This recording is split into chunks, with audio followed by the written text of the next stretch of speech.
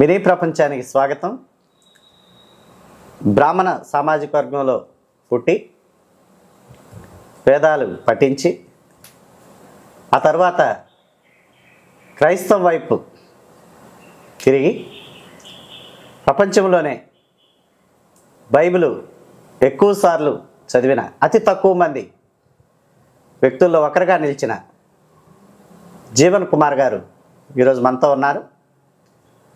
బైబిల్కు సంబంధించిన విషయాలు కానీ బైబిల్ని అతి ఎక్కువ సార్లు పఠించిన సందర్భంలో వారి అనుభవంలోకి వచ్చిన సంగతులన్నిటిని కూడా వారి ద్వారానే తెలుసుకుందాం. నమస్తే అండి. నమస్తే. ఎక్కువ సార్లు బైబిల్ చదివిన వాళ్ళు ప్రపంచంలో చాలా తక్కువ మంది ఉన్నారని విన్నాము. మీకు తెలిసినంత వరకు బైబిల్ని చాలా పేరున్న పెద్ద పెద్ద బోధకులు కూడా 200 సార్లు మాత్రమే చదివారని వినటం జరిగింది. మీకు ఐడియా ఉన్నంతవరకు మీ ఎరుకలో ఎవరెవరు ఎన్నిసార్లు బైబిల్ చదివారనే విషయాలు కొద్దిగా వివరిస్తే బాగుంటుంది. నమస్తే అండి. మరొకసారి బైబిల్ చదివిన అనుభవాలు నాకు తెలిసినంత వరకు గత కాలంలో భక్సింగ్ గారని, బిల్లీ గ్రహం గారు, జార్జ్ ముల్లర్ గారు వీరు అధికంగా 200 సార్లు చదివారని చెప్పేసి నేను చదివాను వారి గురించి. అప్పుడు నేను ప్రయత్నం చేయాలని చెప్పేసి ప్రయత్నం చేశాను. అయితే నా తెలిసిన సందర్భంలో, నా తెలిసిన ఈ 49 సంవత్సరాల కాలంలో నేను తిరిగిన ప్రాంతాలలో నాకంటే ఎక్కువ ఇంతవరకు ఎవరు చదవలేదు. అది నేను గమనించాను. మీరు ఎన్నిసార్లు చదివారు బైబిల్? నేను బైబిల్ చదివిన సందర్భాలు, నేను బైబిల్ని డివైడ్ చేశాను, పాత నిబంధన, కొత్త నిబంధన అని. సో పాత నిబంధన వచ్చి 374 సార్లు చదివాను. కొత్త నిబంధన 738 సార్లు చదివాను. పాత నిబంధన 374 సార్లు. 374 సార్లు. క్రొత్త నిబంధన 738 సార్లు. 738 సార్లు. ప్రపంచంలో ఇంత ఇన్ని ఎక్కువ సార్లు బైబిల్ చదివిన వాళ్ళు బహుశా ఉండి ఉండరు. మీకు ఎందుకు బైబిల్ అన్నిసార్లు చదవాలనిపించింది? నేను ఎప్పుడైతే మా విశ్వబ్రాహ్మణి కుటుంబం నుంచి నేను ప్రభువుని రక్షింపబడ్డప్పుడు, ప్రారంభంలో నేను ఎక్కువ ప్రభు రక్షింపబడకముందు డిటెక్టివ్ నవల్స్ ఎక్కువ చదివేవాడిని. అదే సమయంలో కొన్ని వ్యతిరేకమైన నవల్స్ వ్యతిరేకమైన సాహిత్యాన్ని చదివేవాడిని. అలా చదువుతున్నప్పుడు ఆ గ్రావిటీ నుంచి బయటికి రావడం కోసం నేను ఎక్కువ బైబిల్ చదవడం జరిగింది. మొదట బైబిల్ చదవటానికి మీకు ఎన్ని రోజులు సమయం పట్టింది? ఫస్ట్ టైం నేను బైబిల్ చదివినప్పుడు 120 రోజులు పట్టింది. 120 రోజులు. సాధారణంగా అసలు బైబిల్ చదవటానికి ఎన్ని రోజులు సమయం పట్టింది? అనేక పారంపర్యం బట్టి, క్రిస్టియన్ ట్రెడిషన్ బట్టి రోజుకు ఒక అధ్యాయాన్ని చదవాలనుకుంటే బైబిల్లో మొత్తం కూడా 1189 అధ్యాయాలు ఉన్నాయి. ఒక రోజుకు ఒక అధ్యాయం చదివినా సరే 1189 రోజులు పడుతుంది. కానీ అందరు రోజుకు ఒక అధ్యాయం చదువుతారా అంటే, ఎందుకంటే కొన్ని అధ్యాయాలు చిన్నవిగా ఉంటాయి, కొన్ని అధ్యాయాలు పెద్దవిగా ఉంటాయి. కాబట్టి పెద్ద పెద్ద అధ్యాయాలని ముక్కలు చేసుకొని చదవడం. కొన్ని సందర్భాల్లో ఫెస్టివల్స్ వస్తాయి, మీటింగ్స్ వస్తాయి, ఆ సమయాల్లో స్కిప్ చేయడం. ఆ లెక్కన చూసుకుంటే బైబిల్ కంప్లీట్ చేయడానికి దగ్గర ఒక వ్యక్తికి సగటుగా రోజుకు ఒక అధ్యాయం చెప్పడం చదివితే ఒక 5 సంవత్సరాలు పడుతుంది. 5 సంవత్సరాలు. అంటే బైబిల్ మొత్తం చదవాలన్న రూల్ ఏమైనా బైబిల్లో ఉంది? ఇది ఒక మంచి ప్రశ్న. ఇది బైబిల్ ఏంటంటే మన మనిషి యొక్క జీవితానికి ఒక మాన్యువల్ లాంటిది. ఎలా జీవించాలి, ఎలా ఉండకూడదు, ఎలా ఉండాలి అనేది. దాన్ని ఏకబిగిన ఒకేసారి చదవచ్చు, లేక రోజుకొకసారి రోజుకొక అధ్యాయం చొప్పున, లేదా వారానికి ఒక పుస్తకం చొప్పున చదవచ్చు. అది చదవడం వల్ల ఏంటంటే కొంచెం దైవిక జ్ఞానం అనేది మనం పొందుకుంటాం. మీరు బైబిల్ చదివినప్పుడు అందులో బాగా మిమ్మల్ని ఆకర్షించిన అంశాలు కానీ, లేదా బాగా ఆకర్షించిన వచనాలు కానీ ఏమైనా ఉన్నాయి? నిజంగా ఈ ప్రశ్నకి జవాబు చెప్పాలంటే చాలా కాంప్లికేటెడ్ ఇది. ఎందుకంటే ఎక్కువ సందర్భాల్లో ఈ ప్రశ్న మరి జవాబు నేను వింటూ వస్తూ ఉన్నాను క్రైస్తవ సమాజంలో. కొంతమందికి కొన్ని వచనాలు ఇష్టమని, ఉదాహరణకి కీర్తన గ్రంథం 23వ కీర్తన కొంతమందికి ఇష్టమని. కానీ నిజం చెప్పాలంటే బైబిల్ ఏంటంటే అమల్గమేషన్ ఆఫ్ దాంట్లో శ్లోకాలు ఉన్నాయి, చరిత్ర ఉంది, అనుభవాలు ఉన్నాయి. తర్వాత వచ్చి డిస్క్రిప్షన్ టైప్లో, ప్రిస్క్రిప్షన్ టైప్లో అన్ని రకాలుగా ఉంటాయి. కాబట్టి నన్ను ఆకట్టుకుంది అంటే ప్రారంభంలో పోస్తే నేను కొన్ని విషయాలకు నన్ను ఆకట్టుకున్నాయి. కానీ కాలక్రమాన నేను ఎక్కువ చదివే కొద్దీ ప్రారంభం నుంచి ఆదికాండం 1వ అధ్యాయం 1వ వచనం నుంచి ప్రకటన గ్రంథం 22వ అధ్యాయం 21వ వచనం వరకు కూడా అన్నిటికీ నేను ఫేవర్ అయిపోయాను. అన్నీ నాకు ఫేవర్ అయిపోయినాయి. ఇప్పుడు అన్ని పాత నిబంధన క్రొత్త నిబంధన అంతా మీకు ఫేవర్, అంత ఫేవర్. దాంట్లో ఒక పర్టికులర్గా ఈ వచనం నాకు ఇష్టం అని చెప్పి నేను చెప్పలేను.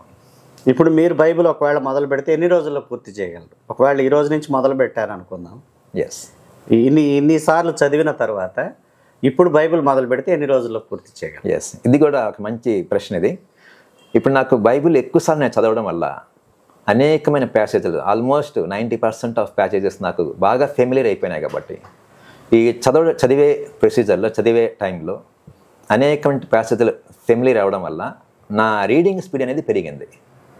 కాబట్టి ఇప్పుడుగా నేను ప్రారంభిస్తాయి ఈ రోజు 20-25 రోజులు కంప్లీట్ చేయగలను. 20-25 రోజులు మొత్తం బైబిల్ అంతా చేస్తాను.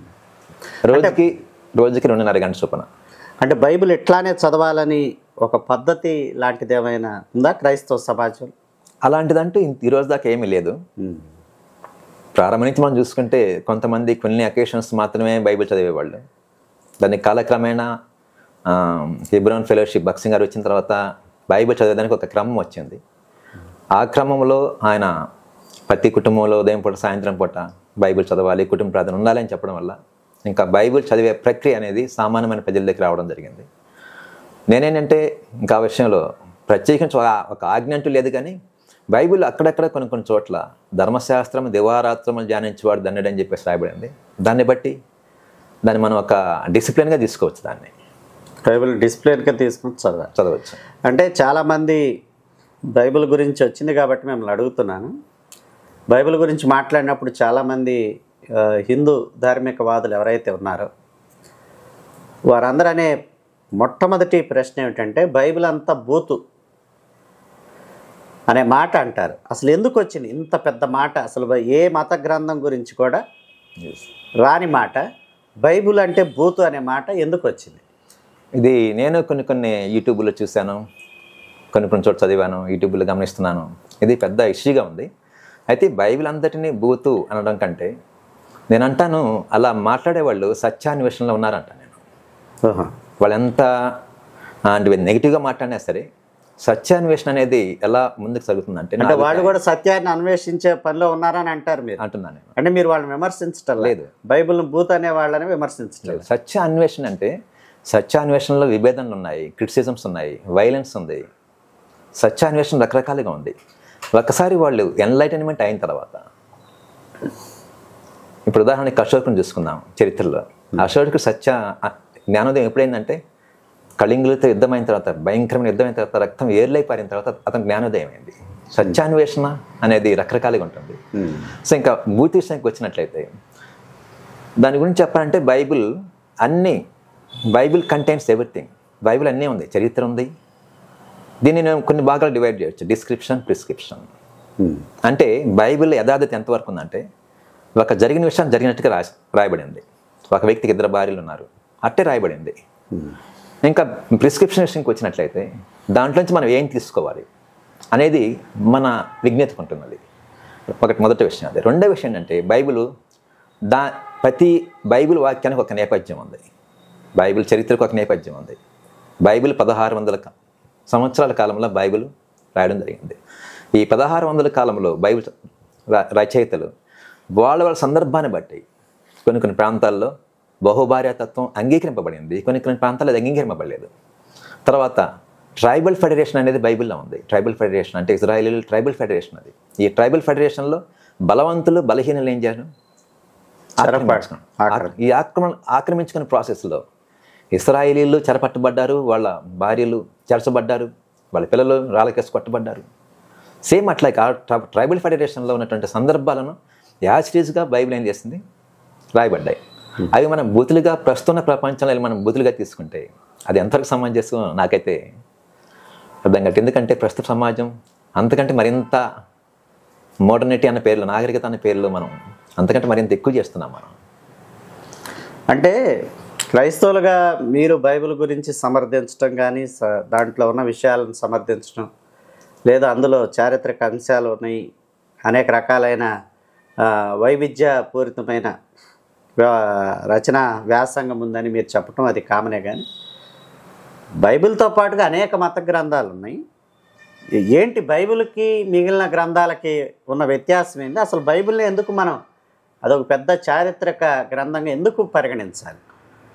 ఈ ప్రశ్నకి నేను జవాబు ఇవ్వడానికి చాలా కాంప్లికేటెడ్ ఇది. ఎందుకంటే బైబిల్ని ఇతర గ్రంథాలతో పోల్చడం అనేది ఏ గ్రంథం కూడా ఒక గ్రంథంతో పోల్చడానికి లేదు. ఏ గ్రంథానికి ఉన్నటువంటి వాల్యూ ఆ గ్రంథానికి ఉంటుంది, ఆ కమ్యూనిటీకి ఉంటుంది. ఇక్కడ బైబిల్ ఎందుకు చెప్తున్నామంటే ఇక్కడ యేసుక్రీస్తు దేవుని ద్వారా పంపించబడి దేవుని కుమారుడికి ఈ లోకానికి వచ్చి సకల మానవాళి కోసం ఆయన ఏం చేశాడు? ఆయన ప్రాణం పెట్టాడు. సకల మానవాళి యొక్క పాప జ్ఞప్తిని ఆయన తొలగించాడు. సకల మానవాళిని తన రక్తం ఇచ్చి ఆయన విడిపించాడు. అదొక్కటే ఇక్కడ ఎక్కువ ఏమవుతుందంటే ప్రాముఖ్యత అవుతుంది. నేను యేసుక్రీస్తు యొక్క బోధల విషయానికి వచ్చినట్లయితే ఈ యొక్క బోధలు కొంచెం సిమిలర్గా మిగతా ప్రామాణిక గ్రంథాలు కూడా మనం చూస్తామంటే, అయితే ప్రాముఖ్యం ఏంటంటే పాపం నుంచి విడిపింపగే శక్తి ఒకే ఒక్క యేసు ప్రభుకి మాత్రమే. ఆ యేసుక్రీస్తు కార్యం ద్వారా మాత్రమే పాప క్షమాపణ అనేది సకల లోక మానవాళికి జరిగినటువంటి విషయం. దేవుని యొక్క ప్రణాళిక అది. భూమి పునాదులు వేయబడక మునుపు నుంచే ఆ ప్రణాళిక ఉంది. మీరు యేసుక్రీస్తు గురించి అంటే బైబిల్లో రాయబడిన సంగతి మీరు చెప్తున్నారు, గొప్పగా చెప్తున్నారు. యావత్ మానవాళిని పాప విమోచన కోసం విడిపించడానికి ఈ లోకానికి వచ్చాడు. కానీ చాలామంది హిందూ సమాజం యేసుక్రీస్తు గురించి చెప్పే మాట ఏమిటంటే, అంటే హిందూ సమాజమే కాదు, ముస్లిం సమాజం కూడా ఏమంటుందంటే యేసుక్రీస్తు ఒక దూత, ఒక ప్రవక్త లాంటి వ్యక్తి అని వాళ్ళు అంటారు.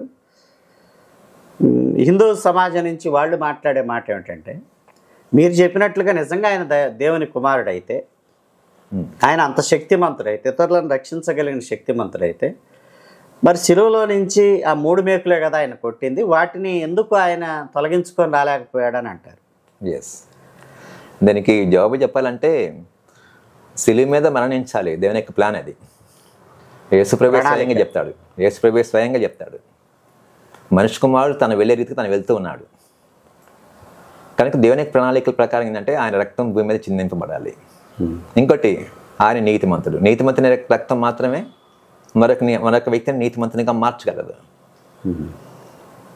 తర్వాత రక్త ప్రోక్షణం ఆవశ్యకం, తద్రక్తం పరమాత్మైన పుణ్యదాన బలియాగం. అంటే ఇవన్నీ మనకి తీసుకున్నప్పుడు రక్తం అనేది సకల మానవాళికి పాప క్షమాపణకి అదొక సాదృశ్యం. అది రక్తం ద్వారా మాత్రమే ఒక వ్యక్తి రక్షింపబడగలడు. అది ప్రారంభం నుంచి రక్తం చిందించబడాలని. అంటే మీరు చాలా మత గ్రంథాలు అంటే వేదాలు కూడా చదివాను అన్న, ఎక్కడైనా ఈ వేదాలకు కానీ లేదా బైబిల్ కానీ ఎక్కడైనా పొంతన పోలిక ఏదైనా అంటే, కొంతమంది మీ క్రైస్తవులు బోధకులు మీరు ఇప్పుడు అన్నారు రక్త ప్రోక్షణం పాప వినాశం తద్రక్తం పరమాత్ముడే పుణ్యదాన బలియాగం, ఇటువంటి శ్లోకాలు కొన్ని వల్లించి బోధలు చేస్తూ ఉంటారు. అసలు వాస్తవానికి ఆ వేదాల్లో ఉన్న శ్లోకాలకి ఈ బైబిల్లో ఉన్న క్రీస్తుకి కానీ లేదా బైబిల్లో జరిగిన సంగతులకు కానీ ఏమన్నా పొంతన పోలిక ఉందా? అసలు అవి వీటి గురించి ఉద్దేశించి చెప్పబండి అని. ఇదొక కాంప్లికేటెడ్ ప్రశ్న, మంచి ప్రశ్న ఇది. నిజం చెప్పాలంటే వేదాలు ఉన్న శ్లోకాలకి బైబిల్కి సంబంధం లేదు. ఎందుకంటే వేదాలు రాయబడింది క్రీస్తు పూర్వం 10,000 సంవత్సరాల కిందట. క్రైస్తవ పారంపర్యం ప్రకారం బైబిల్ నిర్మాణం జరిగి ఇప్పటిదాకా సృష్టి ప్రారంభమైంది కేవలం 6,000 సంవత్సరాల కిందట మాత్రమే. ఈ 6,000 సంవత్సరాల్లోనే మరియు ఆది మానవుడి కాడి నుంచి హోమో సేపియన్స్ దగ్గర నుంచి ఇప్పుడు దాకా జరిగిందని చెప్పేసి కొన్ని ట్రెడిషన్స్ మాట్లాడుతున్నాయి. అయితే ఇంకా వేదాలకు వచ్చినట్లయితే వేదాల్లో 10,000 years బ్యాక్, BC 10,000 years అప్పుడు వేదాలు రచింపబడ్డాయి అని చెప్పేసి ఒక పండితుల యొక్క అభిప్రాయం. అయితే వేదాల్లో ఏముందంటే ప్రధానంగా సంహితాలు, బ్రహ్మణాలు, అరణ్యకాలు, ఉపనిషత్తులు, శ్లోకాలు, రిచువల్స్ శ్లోకాలు ఉన్నాయి. సంహితాలు, బ్రాహ్మణాసులు ఏముంటాయంటే బ్రాహ్మణ్స్ యొక్క మనుషులు చేసే రిచువల్స్, ధర్మాలు. అరణ్యకాల్లో దానికి సంబంధించిన విషయాలు. తర్వాత ఉపనిషత్తులు అంటే వేదాల యొక్క సారం. అయితే ఈ మూటిలో ఏం చెప్పబడిందంటే బ్రహ్మ, ఈశ్వర, పరమాత్మ ఈ మూటి గురించి ఎక్కువ ఫోకస్ చేయబడింది. అది పెద్ద సబ్జెక్ట్ అది, దాని గురించి. దాంట్లో ఏ దేవుడు ఈరోజు మనం చూస్తున్నటువంటి అనేక పేర్లు పెట్టబడిన దేవతల యొక్క పేర్లు దాంట్లో లేవు. వేదాల్లో ఏ దేవుడి పేరు లేదు. అయితే మనం ఏం చేస్తున్నామంటే క్రిస్టియానిటీ ప్రకారంగా వస్తే దీనికి ఏంటంటే కొంచెం సిమిలారిటీస్ చూస్తున్నాం. దీంట్లో ఉన్న గ్రంథాలు దాంట్లో ఉన్న గ్రంథాలు సిమిలారిటీస్ ఉన్నాయని చూస్తున్నాం. ఈ సిమిలారిటీని బట్టి మనం సత్యాన్వేషణలో మనం ఉంటున్నాం. ఈ సిమిలారిటీస్లో ఎక్కడైనా సత్యాన్వేషణ, ఎందుకంటే వేదాలు వచ్చినప్పుడు అవి అత్యధికమైనటువంటి జ్ఞానంతో ఉన్నాయి. తర్వాత మనం బైబిల్లో కూడా చూసినప్పుడు దాంట్లో బైబిల్ అత్యధికమైన జ్ఞానం కలిగిన వ్యక్తి సొలొమోను.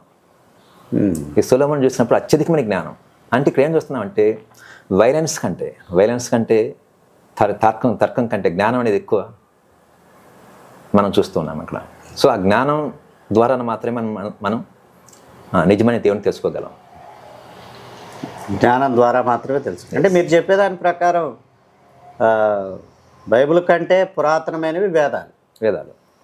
అయితే ఇక్కడ ఇంకో విషయం ఉంది, అది మామూలుగా అభిప్రాయం మాత్రం, ఒక అభిప్రాయం. అది ఇక్కడ ఇంకో పురాతన విషయం ఉంది. క్రైస్తవ పారంపర్యమే మరొక సందర్భంలో క్రైస్తవ పండితులు చెప్తున్నారు. ఎందుకంటే ఆదికాండం మనం వచ్చినట్లయితే ఈ ఆదికాండం 7 daysలో జరిగిందని చెప్పేసి ఎక్కువ మంది అభిప్రాయపడుతుంటారు. కానీ స్కాలర్స్ విషయానికి వచ్చినట్లయితే పండితుల అభిప్రాయం ఆదికాండం 7 days కాదు, అది టెంపుల్ లాంగ్వేజ్లో రాయబడింది కాబట్టి మొదటి రోజు, రెండవ రోజు, మూడో రోజు అని చూస్తాం మనం. కానీ యాక్చువల్గా ఏంటంటే ఆదికాండం 1వ అధ్యాయం 1వ వచనానికి, అదే 1వ అధ్యాయం 2వ వచనానికి కొన్ని లక్షల కోట్ల సంవత్సరాలు వ్యత్యాసం. సృష్టి ఆరంభమైన తర్వాత సృష్టి ఆరంభమైన తర్వాత దీంట్లో మళ్ళీ బైబిల్ ప్రకారంగా అంటే డిస్కషన్ కూర్చుంటే బైబిల్ ప్రకారంగా మనం మళ్ళీ దాన్ని ఎస్టాబ్లిష్ చేయొచ్చు. ఈ ఆర్గ్యుమెంట్ ఏంటంటే 65 billion years బ్యాక్ అప్పటి నుంచి రావచ్చు అనమాట. దాంట్లో మళ్ళీ అంటే మీరు చెప్పేదాని ప్రకారం ఆది కాండంలో 7 రోజుల్లో మొదటి రోజు ఫలాంది చేశాడు, రెండో రోజు ఫలాంది చేశాడు, ఇదంతా 7 రోజుల్లో రాయబడింది కాదు. దానికి అంటే ఒక్కొక్క అధ్యాయంలో ఒక వచనానికి మధ్య కొన్ని లక్షల గ్యాప్ ఉంది. ఇప్పుడు ఈ మాటల ప్రకారం అంటే సైన్స్ ఏం చెప్తుందంటే సృష్టి ఆరంభానికి అన్నిటికీ కూడా మూలమైంది శబ్దము అనే మాట సైన్స్ చెప్తా ఉంది. తర్వాత బైబిల్ ఏం చెప్తుంది అంటే దేవుడు నోటి మాట ద్వారానే ఈ సృష్టిని చేశాడు. వీటికి వాటికి ఏమైనా సంబంధం ఉంది? ఇప్పుడు మీరు చెప్పిన దాంట్లోనే శబ్దము దేవుడు తన నోటి మాట ద్వారా చేశాడు, అది శబ్దమే, ఇది శబ్దమే, రెండు శబ్దాలు. అయితే దీంట్లో ఒక కొలిక్కి మనం రాలేము, ఒక ఆన్సర్ పట్టుకొని మనం రాలేము. ఇది ఎలా ఉంటుందంటే దేవుడిని అర్థం చేసుకోవడం, విశ్వాన్ని అర్థం చేసుకోవడం అనేది ఎట్లుంటుందంటే ఒక పెద్ద గ్రౌండ్లో, ఒక ఫుట్బాల్ గ్రౌండ్లో ఒక ఫైర్ ఇంజన్ పైప్ పెట్టి వాటర్ ఆకాశంలోకి చిమ్మి మీరు ఒక గ్లాసు, నేను ఒక గ్లాస్, అందరూ ఒక గ్లాస్ పట్టుకొని మనం ఎంతవరకు అయితే పట్టుకోగలమో వాటర్ని, అది చూసిన తర్వాత నేను ఎంతవరకు పెట్టుకున్నాను, ఇది నేను అర్థం చేసుకున్నాను అని చెప్పినట్లుగా ఉంటుంది అనమాట. సో అది బ్రహ్మాండం, దేవుని గురించి మనం అర్థం చేసుకుని చాలా తక్కువ అనమాట. అంటే నేను విన్నదాని వరకు యోనా అనబడే ఒక వ్యక్తి సముద్రంలో మునిగిపోయాడు, ఆయన తిమింగలం మింగింది, 3 రోజులు కడుపులో ఉంచుకుంది. ఇదంతా కూడా సైన్స్కి అందే విషయమేనా? అంటే ఒకవేళ నిజంగా కనుక ఈ రోజుల్లో కూడా ఎవరినైనా ఒక వ్యక్తిని మనం సముద్రంలో పడేసి ఆయన నిజంగా కనుక తిమింగలం మింగితే ఆ తిమింగలం కడుపులో అతను ఊపిరి పీల్చుకోగలడా? బ్రతకటానికి అనువైన వాతావరణం దాని కడుపులో ఉంటుందా? ఇదంతా కూడా కొద్దిగా కట్టుకథల్లాగా అంటే చాలామంది అనే విషయాలు, అది సాధ్యమా? అది యాక్చువల్గా ఏంటంటే సైంటిఫికల్గా అది నేను చదివాను. మీరు చెప్పిన ప్రశ్నని నేను కొన్ని చోట్ల చదివాను, నేను గూగుల్లో కూడా ఎక్కడెక్కడ చదివాను నేను. అయితే తిమింగలంలో దానికి ఎయిర్ బ్యాగ్స్ కానీ దాంట్లో నిల్వ ఉంచుకోగలిగే ఒక కార్ లోపల క్యాబిన్ ఎంత ప్లేస్ ఉంటుంది అంత ప్లేస్ దాంట్లో ఉంటుందని చెప్పేసి నేను చదివాను. అది ఒక మనిషి 3 days వరకు దాంట్లో నివాసం చేయగలని కూడా నేను చదివాను, గూగుల్లో చదివాను అది. అయితే ఇక్కడ విషయం ఏంటంటే అంటే ఇవన్నీ ఏంటంటే వాస్తవానికి దూరంగా ఉన్నాయా దగ్గరగా ఉన్నాయని మనం పరీక్షిస్తే ఆ వాస్తవానికి దూరంగా ఉన్నాయా దగ్గరగా ఉన్నాయని నిరూపించాల్సింది ఏంటంటే సైన్స్. ఇప్పుడు దేవుడు అనేది ఒక ఫిలాసఫీ, లేకపోతే ఒక హైపోథీసిస్ అనుకుంటే దాన్ని నిరూపించాలి సైన్స్. ఇమ్మీడియట్గా కాదు అని చెప్పకూడదు, సైన్స్ నిరూపించాలి. అందుకనే బైబిల్ ఒక మాట ఉంది ఏంటంటే సంగతిని మరుగు చేయుట దేవునికి ఘనత, సంగతిని శోధించుట మనిషికి ఘనత. సో సైన్స్ దేవుడి మనకి ఇచ్చిన నాలెడ్జ్ ఏంటంటే సైన్స్. ఈ సైన్స్తో మనం దాన్ని మ్యాక్సిమం దాన్ని రీసెర్చ్ చేసి ఇది సాధ్యమవుతుందా అని నిరూపించినప్పుడు బైబిల్లో ఉన్నటువంటి విషయాలకి సైన్స్ దాన్ని ఎలా మనకు అర్థమవుతుంది. ఇక్కడ అంటే సైన్స్ నిరూపించిన సంగతులు ఏమైనా ఉన్నాయండి బైబిల్లో? ఉన్నాయి, చాలా ఉన్నాయి. ఏదైనా 1-2 విషయాలు ఏదని చెప్తారు అది ద్వారా నిరూపితమైన మీ అరకలో ఉన్న విషయం? అంటే నేను చదివింది ఏంటంటే ఒకటి బైబిల్ ఏముందంటే యెహోషువ 10వ అధ్యాయంలో యాషారు గ్రంథంలో రాయబడిన విషయాన్ని యెహోషువ 10వ అధ్యాయంలో మనం చూస్తాం. ఏంటంటే సూర్యచంద్రులు ఒక రోజంతా ఆగిపోయిన విషయం. అంటే వన్ డే అనేది వన్ డే అనేది అది మరుగున పడిన విషయం అది. ఓకే. సో అది సైన్స్ భూమి యొక్క చరిత్ర వెళ్తున్నప్పుడు అది నేను విన్నాను. ఎక్కడో చదివేదాన్ని, నాకు సరిగ్గా జ్ఞాపకం లేదు అది. అదొకటి వన్ డే 24 hours. నెక్స్ట్ వచ్చి 10 hours. 10 hours వచ్చి హిస్కియా కాలంలో గడియారం 10 hours వెనక్కి వెళ్తుంది అనమాట. ఓకే. ఈ రెండు యాడ్ చేసినప్పుడు అప్పుడు బిగ్ బ్యాంగ్ థియరీ కానీ ఇవన్నీ కూడా డేటా వచ్చిందని చెప్పేసి నేను విన్నాను. సైన్స్ ద్వారా నిరూపితమైంది, బైబిల్ నిరూపితమైందని చెప్పలేను. ఎందుకంటే సైన్స్ ఎప్పుడు కూడా 100% గ్యారంటీ అని చెప్పలేను నేను. ఎందుకంటే ఇప్పుడు ఒక వ్యక్తి కోతి నుంచి మనిషి వచ్చాడన్న దానికి నోబెల్ బహుమతి వచ్చింది. మరొక వ్యక్తి సైంటిస్ట్ వచ్చి కాదు కోతి నుంచి కాదు కుక్క నుంచి మనిషి వచ్చాడన్నా సరే అతనికి నోబెల్ బహుమతి ఇస్తారు. ఓకే. అంటే కొన్ని క్రైటీరియాస్ మీద సైన్స్ పనిచేస్తుంది. అయితే సైన్స్ అన్నిటి మీద పనిచేస్తుందంటే అన్నిటి మీద పనిచేయలేదు. ఇప్పటికి సైన్స్కి అంతుబట్టిన విషయాలు విశ్వంలో చాలా ఉన్నాయి. బ్లాక్ హోల్స్లో ఆ ఈక్వేషన్స్ ఏందో సైన్స్ తెలియదు ఇంతవరకు, ఊహాతీతం అంతే. ఓకే.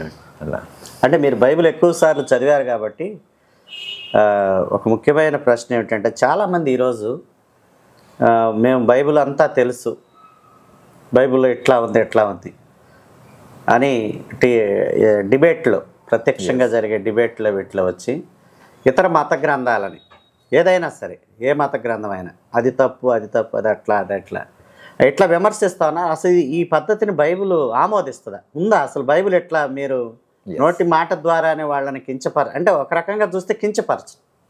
మీరు అడిగిన ప్రశ్న చాలా మంచి ప్రశ్న ఇది. నేను ప్రారంభంలో ఇట్లాగే ఆర్గ్యుమెంట్ చేసేవాడిని. మీరు కూడా చేసేవాళ్ళు? చేశాను. అది ప్రారంభంలో 1, 2 సార్లు 3 సార్లు బైబిల్ చదివినప్పుడు, తర్వాత కాలక్రమేణా నేను బైబిల్ని ఇంకా ఎక్కువ అర్థం చేసుకుంటున్నప్పుడు, ఎక్కువసార్లు చదువుతున్నప్పుడు, దగ్గర ఒక 180 సార్లు చదివిన తర్వాత, అంతకంటే ఎక్కువసార్లు చదువుతున్నప్పుడు నేను అర్థం చేసుకోవడం ప్రారంభించాను. చూడండి, ఇప్పుడు ఎడ్యుకేషన్ తక్కువ ఉన్నప్పుడు మనిషికి నేరో మైండ్ ఉంటుంది. ఎక్కువ చదువుకున్న వాడికి మైండ్ బ్రాడ్గా ఉంటుంది. ఓకే, అవును. సేమ్ అట్లాగే ఎక్కువసార్లు చదవడం వల్ల బైబిల్ని ఇక్కడ మనం అర్థం చేసుకోవాల్సింది ఒకటే, ఈ ప్రపంచంలో అధికమైన క్యాస్ట్ అనేది ఏం లేదు, అధికమైన మతం అనేది ఏం లేదు. అది అయితే ఒక మతాన్ని ఎక్కువ మంది వెంబడిస్తే అది గొప్ప మతం అని కాదు, ఒక మతాన్ని తక్కువ మంది ఫాలో అయితే అది మతం అని కూడా కాదు. అన్ని మతాలు ఈక్వల్. ఏదో ఒక కొత్త మతం వచ్చినా సరే దానికి 10 మంది ఫాలోవర్స్ ఉన్నా సరే అది పెద్ద మతాలతో ఈక్వల్. అది పెద్ద అచ్చన అనేది ఏం లేదు. అయితే ఫాలోవర్స్, అయితే ఒక మతాన్ని ఎందుకని ఎక్కువ మంది ఫాలో అవుతారు? What is the ideology? ఆ మతం వెనుకున్నటువంటి ఐడియాలజీ ఏంటి? అయితే దీంట్లో బైబిల్ మనం నేర్పించే ఐడియాలజీ ఏంటంటే ప్రేమ. దేవుని ప్రేమించాలి, నిన్ను వలె నీ పొరుగు వాడిని ప్రేమించాలి.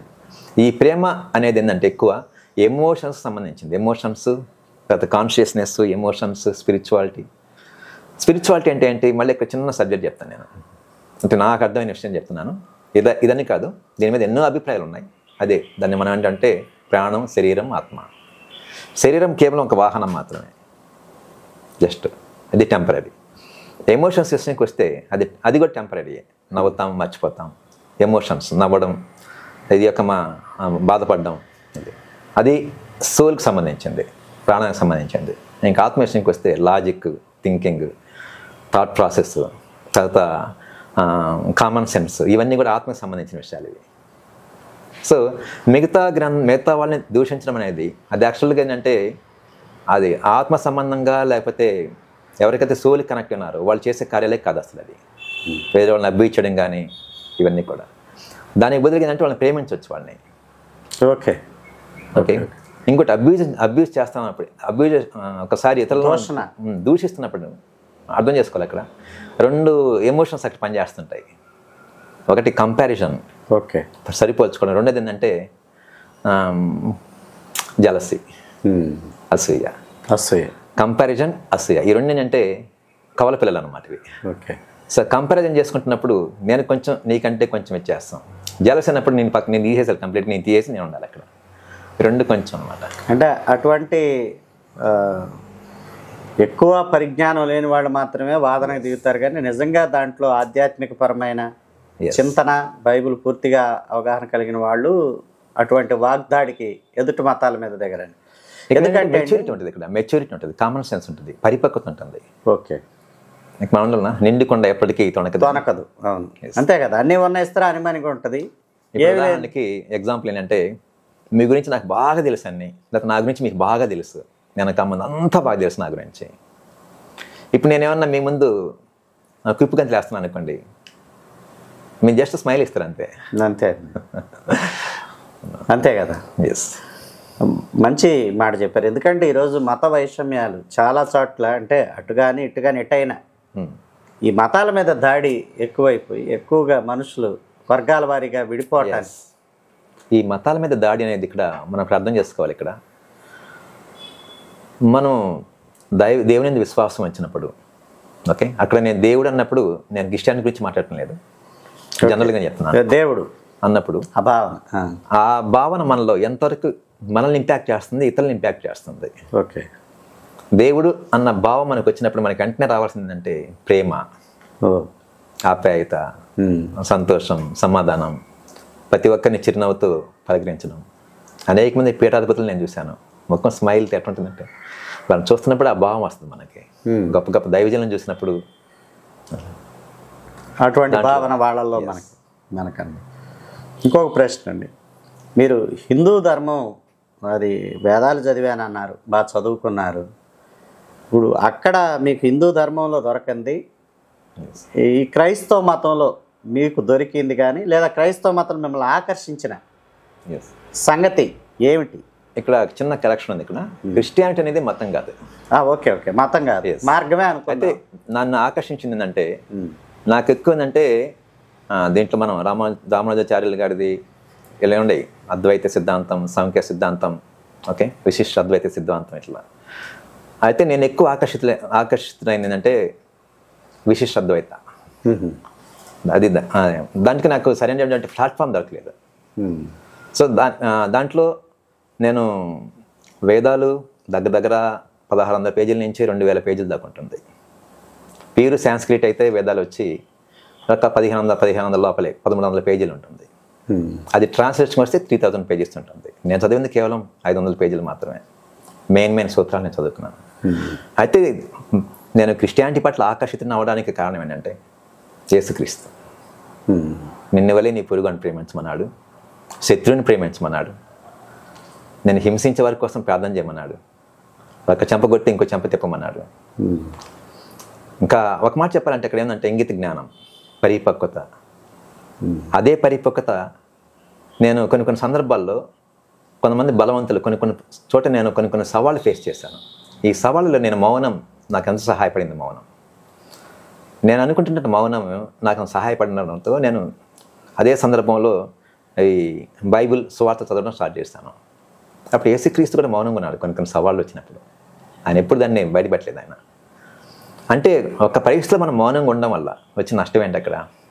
అదొకటి. అంటే సామాజిక జీవనంలో యేసుక్రీస్తు చూపించిన జీవన విధానం అనేది ఒక మనిషిని ఉచ్చ స్థాయికి తీసుకుని వెళ్తుంది. ఇంకా కాలక్రమేణా నేను ఇంకా దీంట్లో ఎదుగుతూ వచ్చాను. దీంట్లో ప్రధానంగా నేను చేసిందంటే శరంపూర్లో MTH చేశాను. మాస్టర్ ఆఫ్ థియాలజీ శరంపూర్లో చేశాను. ఒక మాస్టర్ ఆఫ్ థియాలజీ శరంపూర్లో చేయాలంటే దాని ముందు ఏం చేయాలి? డిప్లొమా CTH చేయాలి, సర్టిఫికేట్ ఆఫ్ థియాలజీ 1 సంవత్సరం, డిప్లొమా థియాలజీ 2 సంవత్సరాలు, తర్వాత BTH 3 సంవత్సరాలు, BD 4 సంవత్సరాలు, MTH. ఎక్కువ రీసెర్చ్ చేయడం వల్ల వాక్యాన్ని అక్కడే అర్థం చేసుకున్నాను. అనేకమైన గ్రంథాలని వాటి సారాంశాన్ని, ప్రతి గ్రంథం యొక్క సారాంశం వాళ్ళు ఒక ప్రస్ఫుటంగా ఇలా ఉంది అని ఎక్కడ చెప్పలేకపోయారు, కానీ అవన్నీ కూడా క్రీస్తులో ఉన్నాయి, యేసుక్రీస్తులో ఉన్నాయి. ఓకే, వాళ్ళు చెప్పింది ఐడియాలజీస్ ప్లస్ ఒక కమ్యూనిటీకి కొంతమందికి మాత్రమే, ఎక్స్క్లూజివ్లీ కొంతమందికి మాత్రమే వాళ్ళు కానీ యేసుక్రీస్తు విషయానికి వస్తే ఆయన సకల మానవాళికి ఇవన్నీ తీసుకొచ్చాడు అనమాట. అది ఒక అందరికీ సులభమైన భాషలో ప్రతి ఒక్కరూ పాటించగలిగే విధానంలో, కేవలం ఒక కమ్యూనిటీ మాత్రమే కాదు, కేవలం ఒక క్యాస్ట్ కాదు, ఒక వర్గానికి చెందినవారు కాకుండా అందరికీ. దీంట్లో నేను ఎక్కువ ఎంజాయ్ చేయడం స్టార్ట్ చేస్తాను. అది ఈరోజు కూడా నా కులాన్ని నేను వదిలిపెట్టలేదు, కానీ క్రీస్తు వైపు నేను ఉన్నాను. అంటే ఇప్పుడు మామూలుగా యేసు క్రీస్తుని నమ్ముకుంటే ఆ కులం ఉండదు, బొట్లు పెట్టుకోరు. యాక్చువల్గా బొట్లు పెట్టుకోవడం అనేది, అంటే బొట్టు పెట్టుకోవద్దని బైబిల్లో ఉందండి ఎక్కడన్నా? పెట్టుకోవద్దని లేదు, పెట్టుకోమని లేదు. ఓకే, ఈరోజు మనం బొట్టనే చూస్తున్నాం. ఈరోజు మనం వేసుకునే బట్టలు కానీ, మనం వాడే మొబైల్స్ కానీ, ఇవన్నీ కూడా బైబిల్ లేవు కదా. ఇక్కడ విషయం ఏంటంటే నేపథ్యం ఉంది ఒకటి, మనం జీవిస్తున్న నేపథ్యం ఉంటుంది. ఇప్పుడు మనలాగా అమెరికాలో చీరలు కట్టుకోరు కదా, అమెరికా నేపథ్యం అమెరికాకు ఉంటుంది, గోవా నేపథ్యం గోవాకు ఉంటుంది, ఒక్కొక్క ప్రాంతంలో ఒక్కొక్క నేపథ్యం ఉంటుంది. ఈ నేపథ్యానికి దేవుడు వ్యతిరేక, అది భగవంతుడు ఎప్పుడు కూడా నేపథ్యానికి కాంటెస్ట్ వ్యతిరేక కాదు. ఆయన కాంటెస్ట్కి కల్చర్కి ఆయన బియాండ్ కాదు, ఆయన కల్చర్కి జీవిత పందాకి ఆయన వ్యతిరేకం కాదు. జీవిత పందా ద్వారా భగవంతుడు ప్రజల్ని అనుసంధానం అవుతూ ఉంటాడు. కాబట్టి బెట్టు పెట్టుకోవచ్చు, బెట్టు పెట్టుకోకూడదు అనే ప్రశ్నే కాదు అసలు అది. అలాంటి ఏ ప్రశ్న వచ్చినా అసలు ప్రశ్నే కాదు అసలు అది. ఓకే, అంటే బైబిల్లో పర్టికులర్గా బొట్టు పెట్టుకోవద్దని లేదు, పెట్టుకోమని కూడా లేదు.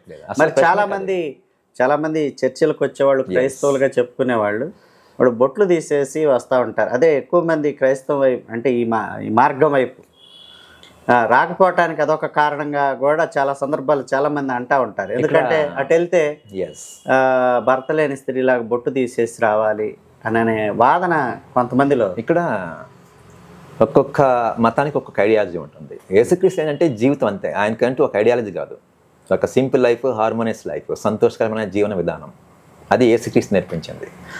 దీంట్లో ఏంటంటే ఎప్పుడైతే మిగతా విషయాలు దాంట్లో కలుస్తాయో చూపిస్తారు, ఆటోమేటిక్గా ఏమందంటే అక్కడ ఉన్నటువంటి మెయిన్ పర్పస్ అనేది డైల్యూట్ అయిపోతుంది. ఓకే, ఇప్పుడు అదే జరిగింది అంటారు అంతేనా? నేను డైరెక్ట్గా దాన్ని చెప్పను, అది నేను మనసులో అనుకుంటాను అంతే. ఓకే ఓకే, అదే ప్రధానంగా ఏంటంటే అలా ఒకప్పుడు అది అవసరమైంది. అది ఎందుకంటే ఒకప్పుడు అంటే వేరుగా చూపించడానికి, వేరుగా నమ్మిన వారు నమ్మని వారు అనేది చూపించడానికి ఒకప్పుడు ఎప్పుడైతే ఇలాంటి మంచి మాట అన్నది, ఎప్పుడైతే డువలిజం అనేది వస్తుందో, డువలిజం అనేది గ్రీక్ ఫిలాసఫీ డెవలప్ చేసినది. డువలిజం ఎప్పుడైతే వస్తుందో అప్పుడే మనిషి తనంతటి తాను డిస్టర్బ్ అవుతాడు, సమాజాన్ని డిస్టర్బ్ చేస్తాడు, కుటుంబాన్ని కూడా డిస్టర్బ్ చేస్తాడు. ఇంకా అంటే అలా ఉండాలని చెప్పట్లేదు. ఆ వ్యత్యాసాన్ని మరో రకంగా చూపించవచ్చు. బొట్టు పెట్టుకోవడంలోనే వ్యత్యాసం చూపించాలన్నా, ఓకే ఓకే, ప్రేమించడం చూపిద్దాం వ్యత్యాసాన్ని. అవును, ఒక వ్యక్తి మైలు దూరం రమ్మంటే 2 మైళ్ళు వెళ్దాం. అవును, అది బైబిల్లో ఉన్న ఆ మాటలు బైబిల్లో ఉంది, ఉన్నాయి. అటు చేయమని వ్యత్యాసాన్ని ఆ రకంగా చూపిద్దాం. ప్రేమించడంలో వ్యత్యాసాన్ని చూపిద్దాం, క్రియేటివిటీ చూపిద్దాం, ప్రేమించడంలో నైపుణ్యం చూపిద్దాం. ఇప్పుడు బోధలు అనేక దేశాలు ఉన్నాయండి.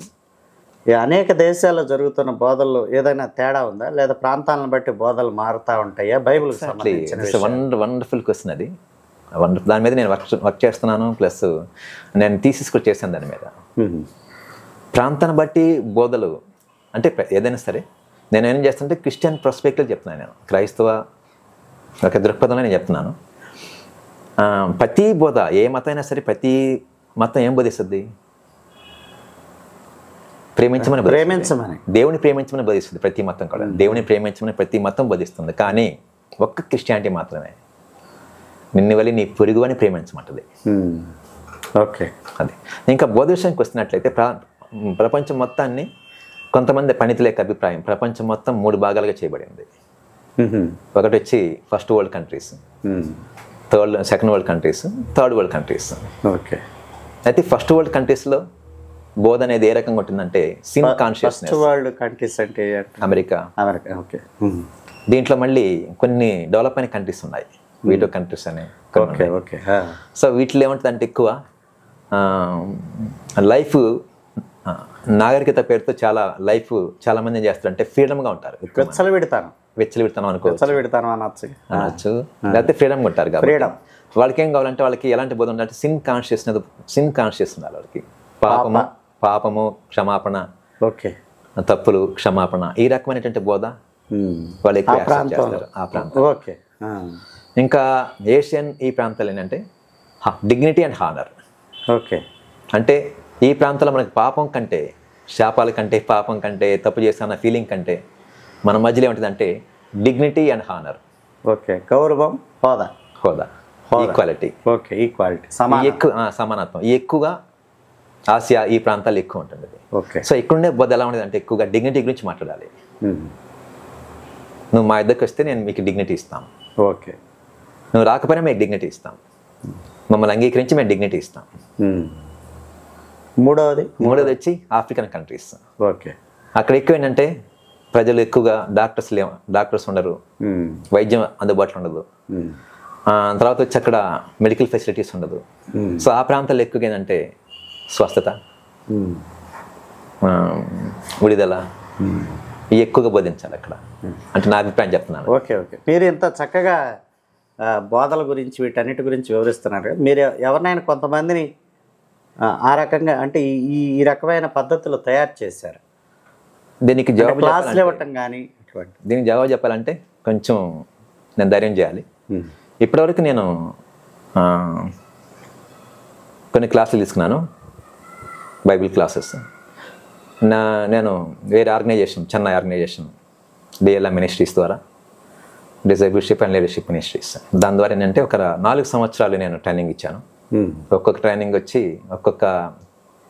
ఒక్క సంవత్సరం ట్రైనింగ్ 4 years ఇచ్చాను. నాకు 1600 అప్లికేషన్స్ వచ్చాయి. దాంట్లో 400 మాత్రమే, 398 మాత్రమే నేను ట్రైనింగ్ ఇచ్చాను వాళ్ళకి.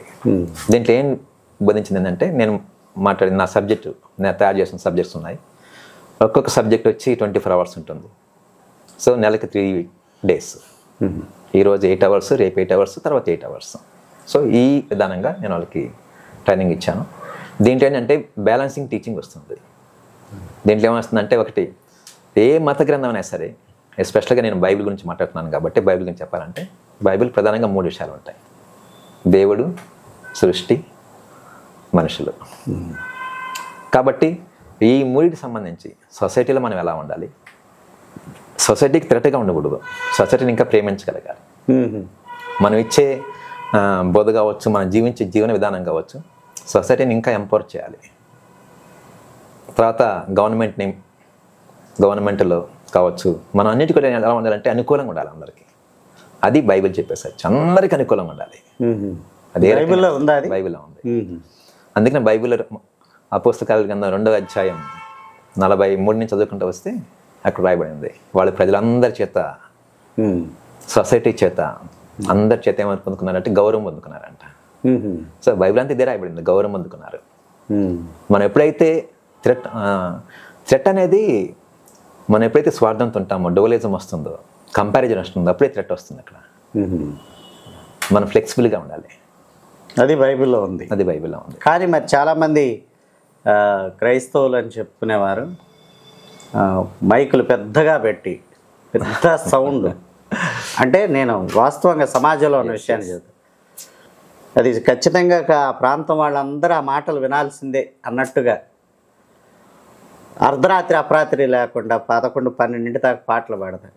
ఇదంతా అసలు ఏంటి? ఇదంతా బైబిల్ సంబంధించిన వ్యవహారం అనేది జరిగేది. మీరు చెప్తుంటేనేమో బైబిల్ ఒక కోణం కనపడతా ఉంది, ఇప్పుడు మనకు బయట కనపడే కోణమే వేరుగా ఉంది. ఇదంతా కూడా ఒక ఉన్మాదం లాగా, అంటే మీరు వేరుగా అనుకోవద్దు క్రైస్తవులు, నేను ఏదో అంటున్నాను, ఇదేదో పెద్ద భక్తి ఉన్మాదం లాగా అట్లా అనిపిస్తూ ఉంది. మీరు చెప్పే మార్గం ఎట్లా ఉందంటే, ఇదంతా థ్రెట్ లాగా ఉండకూడదు, మనం ఒక మంచి ఇదితో వెళ్ళాలని చెప్తున్నాను.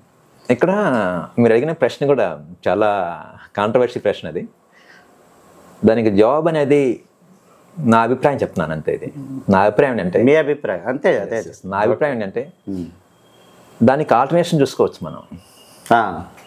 మైకులు బయట పెట్టకుండా జనాలను అల్లాడించకుండా. అయితే మనకు మెయిన్, మన విశ్వాసానికి కర్త ఎవరు? క్రైస్తవ విశ్వాసానికి కర్త ఎవరు అంటే యేసుక్రీస్తు. కానీ యేసుక్రీస్తు గురించి ఏం చెప్పబడింది బైబిల్ అంటే, ఆయన కేకలు వేయుడు, అరవడు, ఆయన స్వరం వీధుల్లో ఎవరికి వినపడదు. ఓహో, ఉంది ఆ మాట. దాని గురించి ప్రవచనాలు ఉన్నాయి.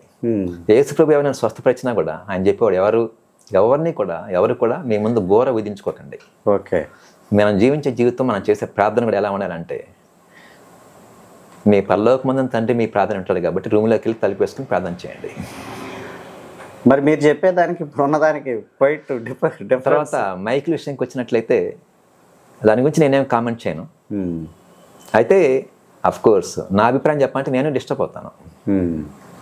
ఎందుకంటే నేనే కదా చాలామంది, అంటే సౌండ్ పొల్యూషన్ ఇంక విషయానికి వచ్చినట్లయితే.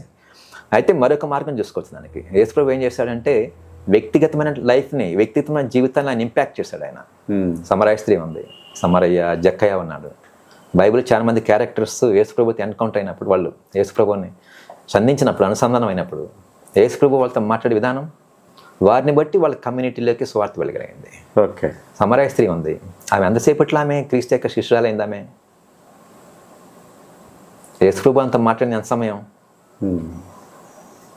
కొన్ని రోజులైందా? కాదు, జస్ట్ సమ్ మినిట్స్ అంతే, కొన్ని నిమిషాలు. కానీ వెంటనే ఆమె ఏం చేసింది? యేసుప్రభు కూడా ఎప్పుడు కూడా బలవంతంగా ఆ సమరీల సమాజంలో కానీ వెళ్ళలేదు ఆయన. అది వేరే, అది డిఫరెంట్ కల్చర్ అది. ఓకే. ఆ కల్చర్ ఎంతసారి నిలబడ్డాడు ఆయన.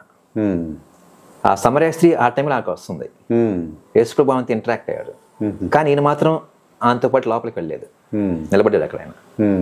ఆయన చెప్పాల్సిన సమాచారం, చెప్పాల్సిన విషయం ఆమె చెప్పడం వల్ల ఆమె వెళ్ళిపోయింది లోపలికి. ఓకే. ఆమె వెళ్ళిపోయి తన సమాజాన్ని ఆమె ఏం చేసింది? ఇంపాక్ట్ చేసింది. తన సమాజం అంతటిని ఎక్కడ తీసుకొచ్చింది ఆమె? తమ సమాజం యొక్క సరిహద్దుల దాకా తీసుకొచ్చింది.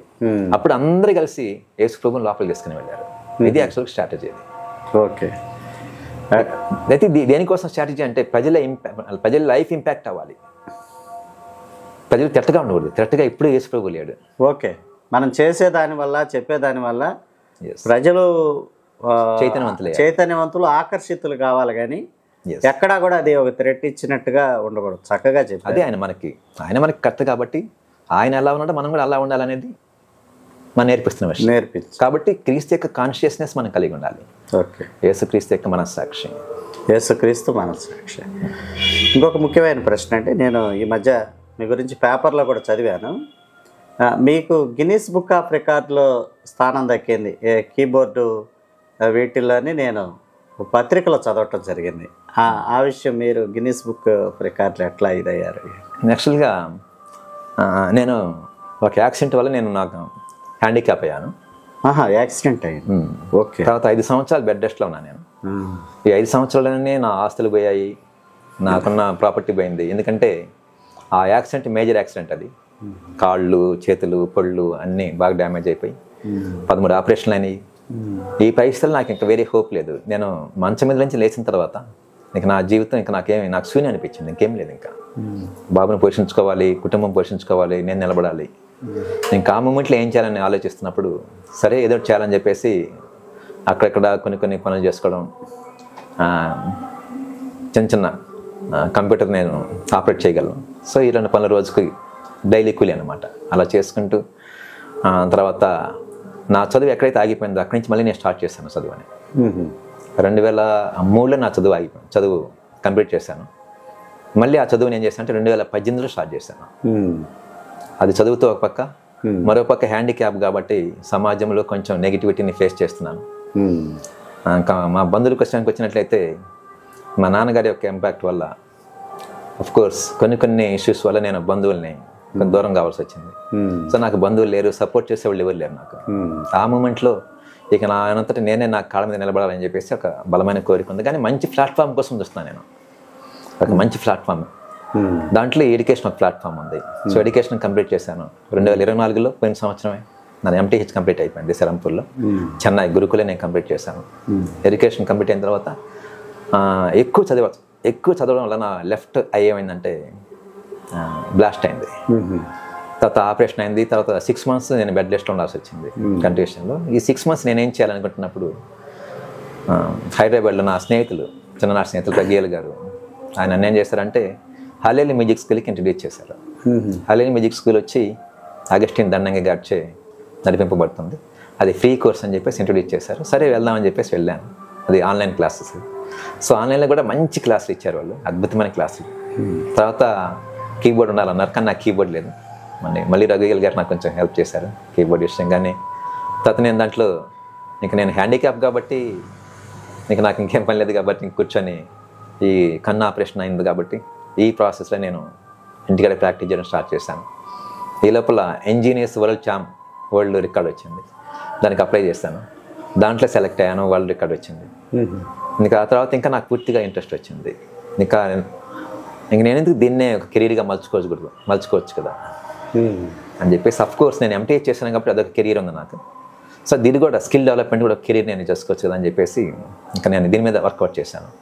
December 1st గిన్నీస్ రికార్డ్కి అవకాశం వచ్చింది. అప్పుడు కోర్స్ నా దగ్గర పేమెంట్ ఇవ్వడానికి కూడా మనీ లేదు. మళ్ళీ సహోదరులు నాకు హెల్ప్ చేశారు. తర్వాత ప్రాక్టీస్ చేశాను. ఆ ప్రాక్టీస్ చేస్తున్నప్పుడు దగ్గర 40 టేకులు తీసుకున్నాను. టేకులు తీసుకొని తర్వాత అందరం కలిసి ఏకదాటిగా అంటే వాళ్ళు చెప్పిన సమయంలోనే 49 సెకండ్లు చెప్పారు. 49 సెకండ్లో వాళ్ళు చెప్పిన సిలబస్ని కంప్లీట్ చేసి అప్లోడ్ చేయడం. ఇంకా తర్వాత 1090 మందిలో 1046 మంది సెలెక్ట్ అవ్వడం. అందరికీ గిన్నెస్ బుక్ రికార్డు, అందరికీ కమ్యూనిటీస్గా అందరం కలిసి చేసాం కాబట్టి అందరికీ వచ్చింది. ఓకే ఓకే, అదొక మంచి ప్లాట్ఫామ్ అది. నిజంగా హల్లెలూయా మ్యూజిక్ స్కూల్కి నేను థ్యాంక్స్. అది తద్వారా నాకు గిన్నీస్ రికార్డు వచ్చేదాకా మా గ్రామంలో నన్ను అందరు ప్రాంక్ అనుకున్నారు. ఓకే, ఎవరు నమ్మలేదు. గిన్నీస్ రికార్డు వచ్చిన తర్వాత మా గ్రామం ప్రతి న్యూస్ పేపర్లో పడిందో ఇంకా గ్రామస్తులు కూడా చాలా సంతోషపడ్డారు. అందరికీ గర్వకారణమైంది మా మండలం, మా గ్రామం. అవును, గొప్ప విషయం కదా. అంటే ఇక్కడ 2 ప్రశ్నలండి. ఎస్, అసలు ఎవరికి రాని కష్టాలు క్రైస్తవులకే వస్తాయి. అంటే మీరు చెప్పారు కాబట్టి నేను మళ్ళీ ఈ ప్రశ్న అదనంగా అడగాల్సి వస్తుంది. మీరు యేసు ప్రభువుని నమ్ముకున్నారు, బైబిల్ చదువుతున్నారు, భక్తి మార్గంలో ఉన్నారు. మరి ఇంత భక్తి మార్గం, ముక్తి మార్గం, దేవుడే సర్వస్వం అనుకునే పరిస్థితుల్లో దేవుడు అంతగా పరీక్షిస్తాడు మనుషుల్ని. మీరు 6 సంవత్సరాల పైన అట్లా మీరు అడిగిన దాంట్లో ఈ ప్రశ్న చాలా ఇంపార్టెంట్ ప్రశ్న. ఇది ఎంత ఇంపార్టెంట్ అంటే మన దైనందిన జీవితాల్లో మీరు అన్నారు ఇప్పుడే క్రైస్తవులకి ఎందుకు కష్టాలు వస్తున్నాయని. ఎందుకంటే మనం వినేది కూడా వాళ్ళ దగ్గర నుంచి. ఎందుకంటే కష్టాలు క్రైస్తవులకనే కాదు, కష్టాలు ప్రతి ఒక్కరికి వస్తాయి. కానీ ఎక్కువ ఎక్స్ప్లోర్ అయ్యేది ఎవరంటే క్రైస్తవులు. ఓకే ఓకే, నేతలు ఎక్స్ప్లోర్ అవ్వరు, వీళ్ళు ఎక్స్ప్లోర్ అవుతారు. తర్వాత ఒక కష్టం నుంచి బయటకు వచ్చిన తర్వాత వెంటనే వీళ్ళు వావ్ అనే గొప్ప ఆనందంతో, రిలాక్సేషన్తో నన్ను దేవుడి కష్టం నుంచి పైకి లేపాడు అని చెప్పడంతో వీళ్ళు ఎక్కువ ఎక్స్ప్లోర్ అవుతారు. మనం కానీ బయటికి వెళ్ళామంటే క్రైస్తవుల కంటే ఎక్కువ దిక్కుమైన కష్టాలు ఉన్న వాళ్ళు చాలామంది ఉన్నారు. అయితే ప్రాముఖ్యమైన విషయం ఏంటంటే మనం క్రిస్టియానిటీలో ఏంటంటే దైవత్వాన్ని, క్రైస్ట్ లైక్ మైండ్, దానిని ప్రతి కోణంలోనికి ప్రతి ఒక్కరు తీసుకొస్తారు. మిగతా అలా కాదు. ఇప్పుడు క్రైస్తవులు అనుకోండి, నేను అనుకోండి, నా దైనందిన జీవితంలో ప్రతి సందర్భంలో నేను దేవుని అనుకుంటూ ఉంటాను. అట్లా అంటే ప్రతి విషయంలో నా కెరీర్ విషయం కానీ, క్యారెక్టర్ ఫార్మేషన్ కానీ, కెరీర్ కావచ్చు, ఏదైనా సరే అది ఉదయం ప్రారంభమవుతానే దైవభక్తి ప్రారంభమవుతుంది, రాత్రి పడుకోబోయే ముందు దైవభక్తి క్లోజ్ అవుతుంది. 2వ ప్రశ్న ఏంటంటే, మీరు యాక్సిడెంట్కి గురైన తర్వాత, అది ప్రశ్న కాదు, అభినందించదగిన విషయం.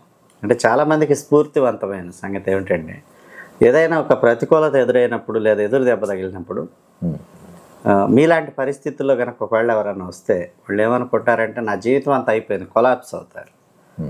కానీ మీరు అట్లా కొలాప్స్ కాల. ఓకే, అటువంటి పరిస్థితిని కూడా దాటుకొని ముందుకు వెళ్ళటానికి నాకు మంచి ప్లాట్ఫామ్ ఏం దొరికింది. నాకున్న చుట్టూ ఉన్న పరిస్థితులు నేను చక్కపరుచుకోవటానికి ఎక్కడ ఒక అవకాశం వస్తుంది అనేది వెతికి.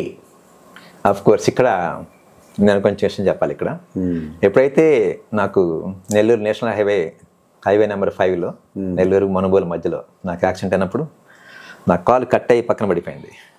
నాకు మెలకు వచ్చినప్పుడు భూమి కింద, భూమి పైన, ఆకాశం కింద ఉంది. అంటే కన్ఫ్యూజ్ అయిపోయాను. ఓకే, నేను సెన్స్లోకి రావడానికి కొంచెం టైం పట్టింది. టైం పట్టినప్పుడు నాకు జస్ట్ కొంచెం దూరంలో కాలు ఉంది, మోకాల నుంచి కొంచెం కాలు పక్కన ఉంది. అది నేను జస్ట్ డ్రీమ్ అనుకుంటున్నాను, జస్ట్ డ్రీమ్. కళ్ళు బాగా నిలుపుకుంటే కళ్ళకి అది అడ్డం ఉంది. అది తీస్తే హెల్మెట్ వచ్చింది, అది కూడా పగిలిపోయి వచ్చేసింది హెల్మెట్. తర్వాత కొంచెంసేపు ఆలోచిస్తే అసలు నేను ఎక్కడున్నాను అని ఆలోచిస్తే అప్పుడు జ్ఞాపకం వచ్చింది. అంతా సెన్స్లోకి వచ్చాను. ఓకే, నేను ప్రయాణం చేస్తూ వస్తున్నాను, ఇక్కడ యాక్సిడెంట్ అయినట్టుగా. అయితే నాకేం నొప్పి అనిపించలేదు, ఎందుకంటే అప్పుడే ఫ్రెష్గా కట్ అయినాయి కాబట్టి. కొంచెం గాయం అయితే నొప్పి అనిపిస్తుంది, కానీ కాలు ఏదైనా కట్ అయితే పెయిన్ ఉండదు. పూర్తిగా కట్ అయితే పెయిన్ లేదు, పెయిన్ ఉండదు. నాది అది పూర్తి కట్ అయితే నాకేం పెయిన్ లేదు. అయితే ఆ టైంలో నాకు వచ్చిన ఒక ధైర్యం ఏంటంటే, సరే నేను బతుకున్నాను చాలు, ఒంటి మీదకి ఏం పోయినా పర్లేదు, బతుకున్నాను చాలు అనుకున్నాను. ఇంకా హెల్మెట్ తల కింద పెట్టుకుని, పగిలిపోయిన మొక్కలు తల కింద పెట్టుకొని ఇంకా దగ్గర కొంతమంది దైవజనులకు కాల్ చేస్తాను.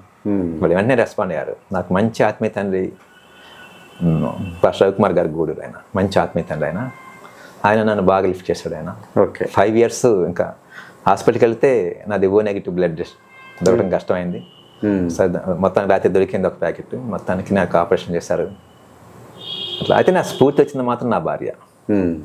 ఎందుకంటే నేను 4 గోళ్ళ మధ్య నేను కదించలేదు, ఎందుకంటే ఫ్లెక్సేటర్స్ పెట్టారు, రాడ్స్ ఇంత రాడ్స్ ఉన్నాయి.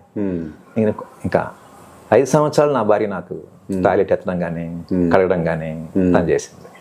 సో తనే నన్ను నిలబెట్టింది ఇప్పుడు. Okay okay.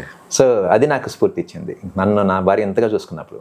ఒక మాట చెప్పాలంటే యాక్సిడెంట్ అయినప్పుడు కావచ్చు, మన జీవితంలో సవాళ్ళు వచ్చినప్పుడు కావచ్చు, ఆ సవాల్ సమయంలోనే మనకు ఆ విషయం అర్థమవుతుంది ఎంత బలంగా మన కుటుంబ రిలేషన్షిప్స్ ఉన్నాయనేది. ఆ సమయంలో నాకు ఎవరు సపోర్ట్ ఇవ్వలేదు, కానీ నా భార్య మంచి సపోర్ట్ ఇచ్చింది, మా బాబు మంచి సపోర్ట్ ఇచ్చారు. అప్పటిదాకా నా భార్య బయటకు పోయింది లేదు. నా కాలు యాక్సిడెంట్ అయిన తర్వాత 5 yearsలో నా భార్య బయటికి వెళ్ళి వర్క్ చేసుకొని తనకి చాలా సవాళ్ళు వచ్చాయి. వర్క్ ప్లేస్లో కావచ్చు, చాలా చోట్ల చాలా సవాళ్ళు వచ్చాయి, మానసికంగా సవాళ్ళు, ఇంకా చెప్పుకోవడం సవాళ్ళు చాలా వచ్చాయి, కానీ అన్నింటిలో నిలబడుకొని. అంటే మీరు ఎంత ఘోరాన్ని చూశాక మీకు ఎప్పుడు దేవుడి మీద కోపం రాలేదా? ఎందుకు నాకు ఇట్లాంటి పరీక్ష పెట్టావని కోపం? ఇప్పుడు మీరు చెప్పిన దాంట్లో వింటా ఉంటే చాలా హృదయం అనేది ద్రవించే సంగతులు చాలా ఉన్నాయి. ఇక్కడ అనేక సందర్భాల్లో కోపడానికి నాకు స్కోప్ కనిపించలేదు. దేవుడి మీద కోపపట్టాలి స్కోప్ అంటే కాలు పోయింది కదా, అది నా మూర్ఖత్వం. అది ఒక మాట చెప్పాలంటే అది నాకు అనవసరమైన పని అది. కానీ ఏదో సాధించాలని చెప్పేసి నేనే వెళ్ళిన ఆడికి. నేను దేవుడి మీద కోపడానికి అంటే దేవుడి మీద కోపడానికి నాకు కోపం రాలేదు అసలు అక్కడ. కానీ నాకు వచ్చిన నమ్మకం ఏంటంటే సరే నేను పడిపోయాను, దేవుడు నన్ను లిఫ్ట్ చేస్తాడు. ఓకే, అదొకటి ఉంది నమ్మకం, మళ్ళీ తిరిగి లేపుతాడు. కాకపోతే ఏమైందంటే కొంచెం లేట్ అయిందంటే, 5 సంవత్సరాలు లేట్ అయిందంటే. కానీ దేవుడు మనల్ని ఏం చేస్తాడు, ఎంతో ముందు స్థాయి కంటే ఈరోజు నా దగ్గర డబ్బు లేకపోవచ్చు, కానీ నా దగ్గర ఈరోజు కెరీర్ ఉంది. ఓకే, సో ఈ కెరీర్తో నేను ఎక్కడికైనా. మీరు ఎక్కడెక్కడ ఏ దేశాలు తిరిగారు? ఇప్పుడు ఇదంతా ఈ ప్రయాణం అయిపోయిన తర్వాత, యాక్సిడెంట్ తర్వాత మీరు నిర్మించుకున్న ఒక కొత్త కెరియర్లో 2012 దేశాలు తిరిగారు? 2012లో నేను పైకి లేసాను. 2006 యాక్సిడెంట్ అయింది, 2012లో నేను పైకి లేసాను బెడ్ నుంచి. 2012 నుంచి నా కెరీర్ స్టార్ట్ చేద్దాం అనుకున్నాను. అవకాశాల కోసం చూస్తున్నప్పుడు ఎమిరేట్స్ నుంచి నాకు ఒక అవకాశం వచ్చింది. ఎమిరేట్స్ వెళ్ళాను. అక్కడ అనేక చోట్ల అనేక మంది రమ్మన్నారు, అక్కడ మోటివేషన్ క్లాసెస్ ఇచ్చాను. క్రైస్తవం నుంచి. ఇక్కడ విషయం ఏంటంటే మోటివేషన్ క్లాస్ అన్నీ బాగున్నప్పుడు మోటివేషన్ క్లాస్ ఇవ్వడం వేరు. ఇక్కడ నేను లాస్ అయింది ఫింగర్స్, కాళ్ళు, హ్యాండిక్యాప్డ్. సో లాస్ అయినప్పుడు ఇక్కడ మోటివేషన్ క్లాస్ అనేది నా హృదయంలో నుంచి వస్తుంది, నా ఓన్ ఎక్స్పీరియన్స్ నుంచి వస్తుంది, అనుభవం నుంచి. దీంట్లో మోటివేషన్ క్లాసెస్ ఒకటి, కుటుంబ సపోర్ట్. అందరికి మోటివేషన్ క్లాస్ మనమే మోటివేషన్ చేసుకోవాలనుకుంటాం. కుటుంబ సపోర్ట్లే కానీ లేకపోతే మనంతా మనం మోటివేషన్ చేసుకోలేము. ఈరోజు అన్నీ ఉన్నటువంటి అనేక మంది పెద్దలు నేను చూశాను, వాళ్ళ ఆస్తులు పనిచేసిన వెంటనే ఇంట్లో నుంచి పెద్దవాళ్ళని ధనివేస్తారు బయటికి. మోటివేషన్ లేదు కదా అక్కడ. సో మోటివేషన్ మాత్రమే, కుటుంబ సపోర్ట్ ఉంటేనే మోటివేషన్ అక్కడ పనిచేస్తుంది.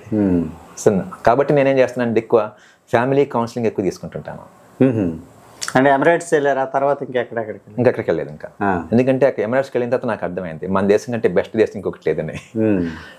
కొన్ని సందర్భాల్లో వాళ్ళు మోటివేషన్ క్లాస్లో ఉన్నప్పుడు మాత్రమే నేను బయటికి వెళ్ళేవాడిని.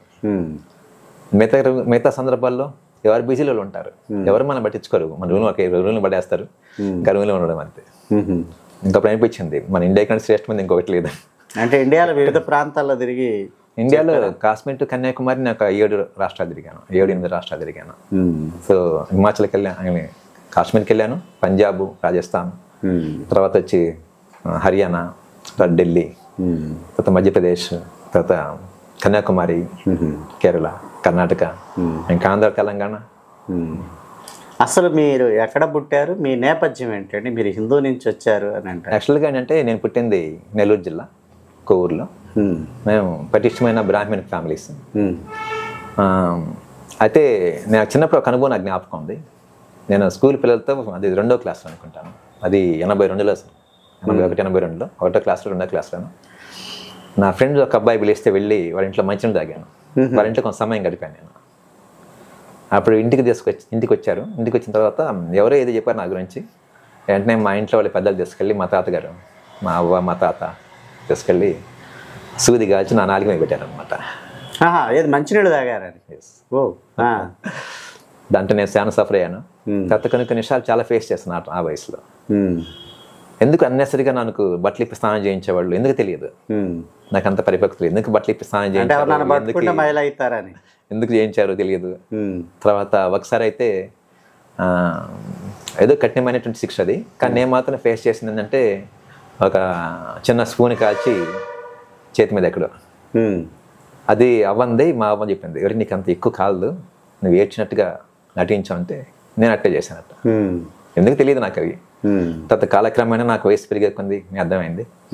ఇంకా తర్వాత 5-6 సంవత్సరాల తర్వాత నేను హాస్టల్కి వెళ్ళిపోయాను. ఇంకా అక్కడి నుంచి అంటే నా లైఫ్ మరొక రకంగా టర్న్ అయింది.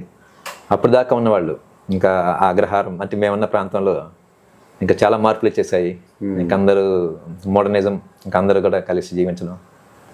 ఆ 5 సంవత్సరాలు నేను లేని సందర్భంలో. ఎప్పుడు నమ్ముకున్నారు మీరు? నేను ప్రభుని నమ్ముకుంది, నేను ప్రభుని వెంబడించడం స్టార్ట్ అయింది, ప్రభుని విశ్వాసం ఉంచడం. నాకు ఆ డేట్ నాకు జ్ఞాపకం ఉంది, ఎందుకంటే అదే రోజు నేను చనిపోవాలనుకున్నాను. సో అయితే ఆ టైంలో ఎందుకు నేను అనిపించింది నాకు, సరే ఒకసారి నేను ప్రార్థన చేద్దామని. ప్రార్థన చేస్తున్నప్పుడు నేను ఎక్కువ అక్కడే నా లైఫ్ ట్రాన్స్ఫార్మ్ అయింది. అది ఏప్రిల్ 3. అప్పటికి మీ వాళ్ళు ఎవరైనా ప్రార్థనలు చేసేవాళ్ళు ఉన్నారు? ఎస్, మా ఫ్యామిలీ. ఓహో, అప్పటికి నమ్ముకున్నారు. Okay okay. క్రిస్టియన్ డిసిప్లిన్ పెరిగాను నేను. అయితే నేను మాత్రం క్రిస్టియన్ డిసిప్లిన్ ఉంది, కానీ ఇంకా ఇక్కడ విషయం ఏంటంటే క్రిస్టియన్ డిసిప్లిన్ ఉండొచ్చు మనం, కానీ ట్రాన్స్ఫర్మేషన్ మాత్రం హృదయంలో జరగాలి. మార్పు. నా అంతటి నేను రూపాంతరం చెందాలి. నా అంతటి నేను ఆ మెచ్యూరిటీలో రావడానికి నాకు పెట్టిన సమయం అది. Okay okay. అది ఏప్రిల్ 3వ తేదీ 1993, 1993వ సంవత్సరం ఏప్రిల్ 3వ తేదీ. 32 సంవత్సరాలు. ఎస్. అయితే ఇక్కడ విషయం అంటే ఆ ట్రాన్స్ఫర్మేషన్ రావడానికి కారణం ఏంటంటే ఒక చిన్న ఇన్సిడెంట్ ఉంది. అంతకుముందు 1 సంవత్సరం నుంచి, అప్పుడు నేను 10వ క్లాస్, 1 సంవత్సరం నుంచి నేను ఎక్కువ డిఫరెంట్ సాహిత్యానికి నేను అట్రాక్ట్ అయ్యాను. ఆ సాహిత్యం అంటే ఎలాగైనా సరే టెర్రరిజం, ఆ రకమైన సాహిత్యానికి అట్రాక్ట్ అయ్యాను. అప్పుడు మా స్కూల్ గ్రౌండ్లో కూడా కొంత ఒక సమాజానికి చెందిన ఒక వర్గానికి చెందిన వాళ్ళు ఎర్లీ మార్నింగ్ పెరేడ్ చేసేవాళ్ళు. ఓకే. వాళ్ళతో కలిసి నేను పెరేడ్కి వెళ్ళేవాడిని, వాళ్ళతో కలిసి ఆ గీతం పాడేవాడిని. విప్లవ భావాలు అవి. తర్వాత 93 అంటున్నారు కాబట్టి ఓపెన్ గా మాట్లాడుకుంటే నక్సలిజం ఎక్కువగా ఉంది అప్పట్లో, అంతే కదా. ఇంకా 2 months ఏంటంటే గ్యాప్ వచ్చింది, అక్కడ పెరేడ్ జరగలేదు. అక్కడ ఏదో కారణం ఏంటి ఇష్యూ అయ్యి అక్కడ పెరేడ్ జరగకపోయేసి ఆ జరగని టైంలోనే ఇంకా నా లైఫ్ కొంచెం మారేది. లేకపోతే ఇప్పుడు పాస్టర్ కావాల్సిన అప్పుడు నక్సలైట్ అంతే. ఇంకోటి నేను బతికోవడం కూడా తెలియదు. అవునవును, చాలా మంది అప్పట్లో పాపం ఇదైన వాళ్ళు చాలా మంది ఎన్కౌంటర్లు అయ్యారు. ఏదేమైనా మొత్తానికి మీది చాలా మీ ఇంటర్వ్యూ అనేది చాలా ఆసక్తికరంగా ఉంది. ఎందుకంటే క్రైస్తవ్యం అంటే ఇది ఒక మొండి బోధలాగా కొంతమంది ఇతర మతాల మీద, అంటే ఇప్పుడున్న అంటే తెలిసి తెలియక, మీరు కూడా అన్నారు కదా, తెలిసి తెలియక సంపూర్ణమైన అవగాహన లేక ఏదో ఇతరుల మతాలను విమర్శించడం, ఇతర దేవతను విమర్శించడమే నిజమైన క్రైస్తవ్యం అని చెప్పి టీవీ డిబేట్లో వాటిల్లో వీటిల్లో ఈ వచ్చే దీనికి మీరు భిన్నంగా మీ మాటలు, మీరు ఏదైతే బైబిల్ చదివారో ఎక్కువ సార్లు, అంటే మీ జ్ఞానం అనేది అక్కడే అర్థమవుతుంది. అంటే నా అభిప్రాయం ఏంటంటే అందరూ సత్యాన్వేషణలో ఉన్నారు. డిబేట్ చేసేవాళ్ళు కావచ్చు, చేయని వాళ్ళు కావచ్చు, వాళ్ళు కూడా సత్యాన్వేషణలోనే ఉన్నారు. వాదిచ్చేవాళ్ళు కూడా ఉన్నారు.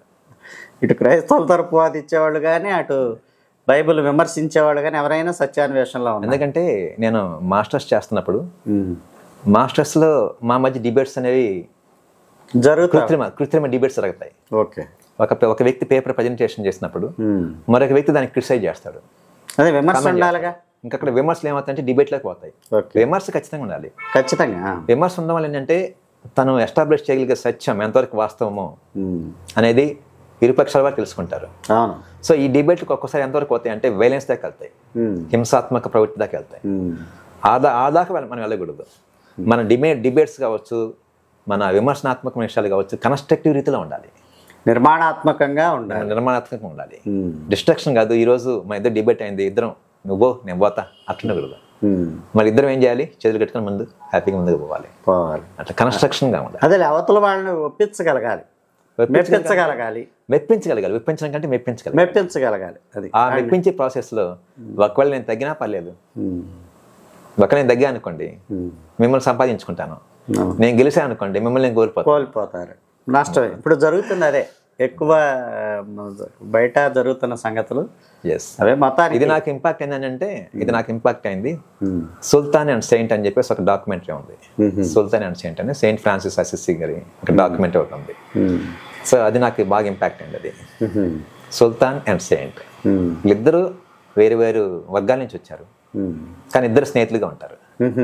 ఇద్దరి మధ్యలో మళ్ళీ అనేకమైన వాదాలు ఉంటాయి, డిబేట్స్ ఉంటాయి, వాళ్ళు ఏ వైవిధ్యాలు ఉంటాయి, ఆలోచనల వైవిధ్యాలు, వాళ్ళు ఏ బ్యాక్గ్రౌండ్ నుంచి వచ్చారో ఆ బ్యాక్గ్రౌండ్ ఖచ్చితంగా వాళ్ళ ముందు కనిపిస్తూనే ఉంటుంది, కానీ వాళ్ళ ఫ్రెండ్షిప్ మాత్రం కోల్పోరు. ఓకే, అట్లా ఉంటే సమాజంలో అసలు ఏ సమస్య లేదు కదా. ఇప్పుడు అదే ప్రభు చెప్పింది, యేసుక్రీస్తు చెప్పింది అదే మనకి. అసలు స్థూలంగా మీరు ఇన్నిసార్లు 738 సార్లు కొత్త నిబంధన, పాత నిబంధన 374 సార్లు చదివారు. స్థూలంగా అసలు 1-2 మాటల్లో క్రీస్తు చెప్పిన మాటలు లేదా బైబిల్ యొక్క సారాంశం స్థూలంగా 1-2 మాటల్లో చివరిగా. ఒకటేంటంటే సింపుల్గా చెప్పాలంటే, నీ దేవుని నీ పూర్ణ హృదయంతో, పూర్ణ ఆత్మతో, పూర్ణ వివేకంతో, పూర్ణ శక్తితో నీ దేవుని ప్రేమించాలి. దేవుడిని ప్రేమించాలి. పూర్ణ వివేకం, పూర్ణ ఆత్మతోనూ, పూర్ణ శక్తితోనూ, పూర్ణ వివేకంతోనూ, పూర్ణ బలముతోనూ ప్రేమించాలి. అలాగే నిన్న వల్లే నీ పొరుగు వాడిని కూడా ప్రేమించాలి. పొరుగు వాళ్ళు ఎవరైనా పర్లేదు. నా పొరుగు వాళ్ళు, నా ఇమ్మీడియట్ పొరుగు వాళ్ళు ఎవరు? నా భార్య. నా ఇమ్మీడియట్ పొరుగు వారు నా చెల్లెలు, నా అక్క చెల్లెళ్ళు, నా బంధువులు, స్నేహితులు, రక్త సంబంధాలు, నా ఇమ్మీడియట్ పొరుగు వారు వాళ్ళు. వీళ్ళ తర్వాత నెక్స్ట్ పొరుగు వారు ఎవరు? నాకు బయట సమాజంలో స్నేహితులు. నన్ను వల్లే నా పొరుగుని నేను ప్రేమించాలంటే నన్ను నేను ఎలా ప్రేమించుకుంటున్నానో వాళ్ళని కూడా నేను అలా ప్రేమించాలి. ఈ సత్యం అందరి రీతి అయితే ఎలా ప్రేమించాలి వాళ్ళని అంటే మనం చేయగలిగేది అంటే సున్నితమైన భావాలు మనం కలిగి ఉండాలి, సున్నితమైన మనస్సాక్ష్యం కలిగి ఉండాలి. ఒక వ్యక్తి ఈరోజు మనం చాలా సినిమాలు చూస్తుంటాం, కొన్ని స్క్రిప్ట్స్ చూస్తుంటాం, మనుషుల మీద కౌంటర్లు వేసినప్పుడు నవ్వు వస్తుంది మనకి, కానీ యాక్చువల్ నవ్వు రాకూడదు అక్కడ. ఒక వ్యక్తిని మనం క్రిటిసైజ్ చేసినప్పుడు నవ్వు రాకూడదు అక్కడ, ఫీల్ అవ్వాలి, లోపల బాధపడాలి, టక్కన నవ్వకూడదు అక్కడ. అది జోక్ కావచ్చు, ఏదైనా సరే. మన నవ్వు ఎలా ఉండాలంటే ఆరోగ్యకరంగా ఉండాలి నవ్వు. ఓకే, నవ్వు కావచ్చు, మన ఎమోషన్స్ కూడా ఏమన్నట్టు కన్స్ట్రక్టివ్ రీతిలో ఆరోగ్యకరంగా ఉండాలి తప్ప ఎదుటి వాళ్ళు డౌన్ అయినప్పుడు, ఎదుటి వాళ్ళు కింద పడ్డప్పుడు, ఎదుటి వాళ్ళు నాశనం అయిపోతున్నప్పుడు, ఎదుటి వాళ్ళు డిస్టర్బ్ అవుతున్నప్పుడు మనం అది ప్రేమించడం అంటే. ఎదుటి వాళ్ళ షూలో మనల్ని మనం పెట్టుకొని మనం ప్రేమించుకోవాలి. అది స్థూలంగా బైబిల్ ఈ చివరి నుంచి ఆ చివరికి 31,176 సమాచారం అంతా అదే. 31,176 వచనాలు బైబిల్లో, 31,176 వచనాలు బైబిల్లో. మొత్తం బైబిల్ సమాచారం అంతా అదే. అంతే. దేవుని ప్రేమించాలి, దేవుడిని ప్రేమించాలి. దేవుడిని ప్రేమిస్తున్నప్పుడు ఆ దేవుని నువ్వు ప్రతి ఒక్క మనిషిలో చూడగలగాలి. అదే. సో నువ్వు ఇతరులను ప్రేమించగలవు. అదే బైబిల్ చెప్పేది. నువ్వు ఇతరులు ఏమి చేయాలని నువ్వు కోరుకుంటావు అదే నువ్వు వారికి చెయ్యి, ముందు వాళ్ళకి చేయాలి. అదే మదర్ తెరిసా చెప్పింది కూడా అదే కదా. అదే కాదు, అందరూ చెప్పేది అదే. అదే అదే అదే అంటే ఆవిడ కూడా బైబిల్ చదివారు కాబట్టి నేను ఆవిడ చెప్పిన సంగతులు చదవక విన్నది. మనం ఏదైతే ముందు కావాలని కోరుకుంటున్నాము, ఇప్పుడు మనం ఇతరులను ప్రేమిస్తున్నప్పుడు జలసీ ఉండదు, కంపారిజన్ ఉండదు. ఈ రెండు చాలా ప్రాముఖ్యమైనది, జలసీ అండ్ కంపారిజన్. కంపేర్ చేసుకున్నప్పుడే వైలెన్స్ వస్తుంది, ఇష్యూ వస్తుంది. జలసీ వచ్చినప్పుడే వైలెన్స్ వస్తుంది. ఇదండి జీవన్ బాబు గారు బైబిల్కి సంబంధించిన అంశాలు చాలా చక్కగా వివరించారు. అంటే ఇది బైబిలే గొప్పది అని చెప్తూనే అందులో ఉన్న వాదన ఏమిటి, ఈరోజు క్రైస్తవ సమాజానికి కానీ లేదా బయట జరుగుతున్న అనేక రకాలైన ప్రచారాలకు కానీ ఫుల్ స్టాప్ పెట్టే విధంగా ఆయన చాలా చక్కగా వివరించడం జరిగింది. బైబిల్ ప్రపంచంలో ఎక్కువ మంది బైబిల్ అతి తక్కువ మంది ఎక్కువ సార్లు చదివారని చాలామంది చెప్తున్న నేపథ్యంలో 738 సార్లు క్రొత్త నిబంధన, 374 సార్లు పాత నిబంధన చదివారు. కీబోర్డ్ వేయటంలో కూడా ఈ మధ్యకాలంలోనే గిన్నిస్ బుక్ ఆఫ్ రికార్డ్స్లో ఎక్కడం జరిగింది. చాలా గొప్ప వ్యక్తిని కలవటం అనేది చాలా సంతోషంగా ఉంది. మీరు ఈ మినీ ప్రపంచం ఛానల్ కోసం మీ అభిప్రాయాలను వ్యక్తీకరించినందుకు మీకు ధన్యవాదాలండి. అందరికీ సెలవు, నమస్కారం.